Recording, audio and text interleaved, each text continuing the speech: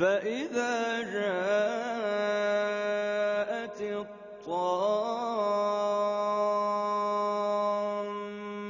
الكبرى يوم يتذكر الإنسان ما سعى وبرزت الجحيم لمن يرى فأما من طغى وآثر الحياة الدنيا فإن الجحيم هي المأوى وأما من خاف مقام ربه ونهى النفس عن الهوى فإن الجنة هي المأوى.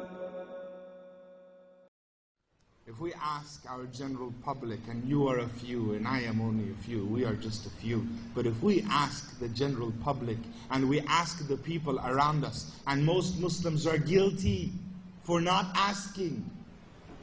Most of us are guilty. We don't ask the people around us who are majority.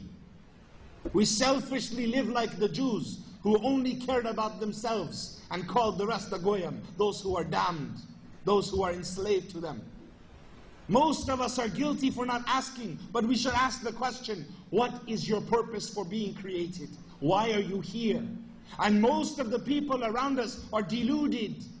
Deluded so much that within dunya, they are sucked into deeper dunya. Within that dunya, they are sucked deeper into a deeper dunya. I drove past a beautiful brand new park built today. Massive man-made mountains and hills. And as I drove past, I saw only a handful of people walking. Even I wished, if only I could stop everything right now and just go climb this hill. Maybe I'll lose some weight.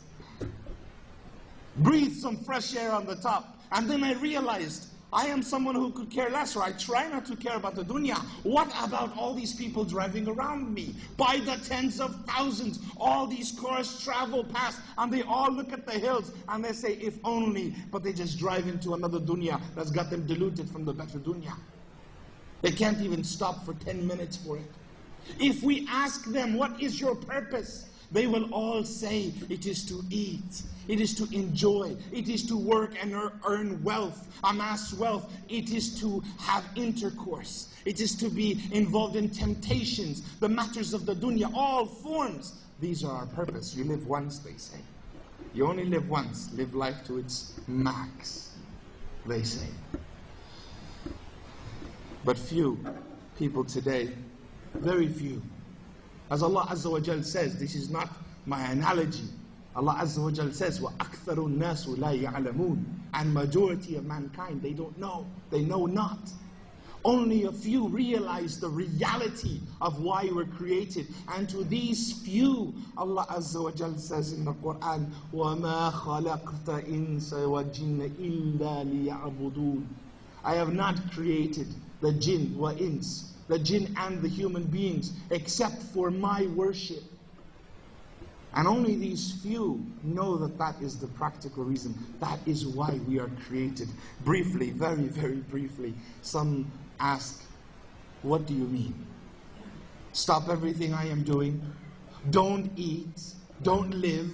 Don't have fun. Don't play games. Don't enjoy. Don't eat. Don't sleep. Don't get married. Don't have children. Don't buy a house, a car. Just worship? The answer is yes. The answer is yes. If one was sincere, one would not ask such a question. One would say, yes, He is my Lord. What does He want me to do?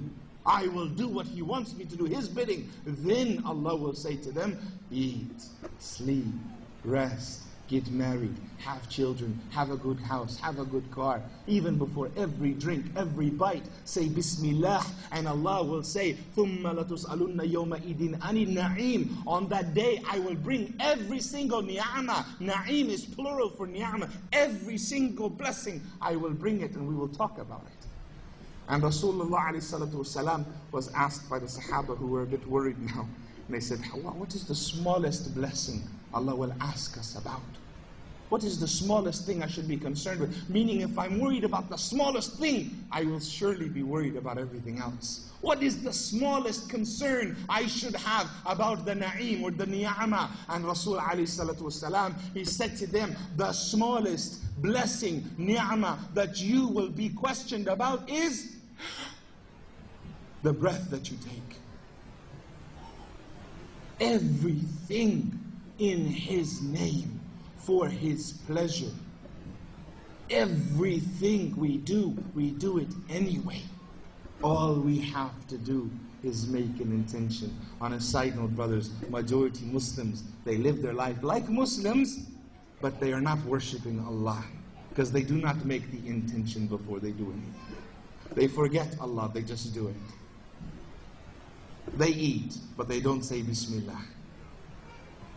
They sleep, they forget to say the dua before sleep. They sleep with their wives and vice versa, but they forget to say the dua before meeting each other in the room. All of these things are just neglected, so Allah is forgotten. And Allah is neglected, and thus He is not worshipped. May Allah forgive us and remind us to always remember Him. Ameen.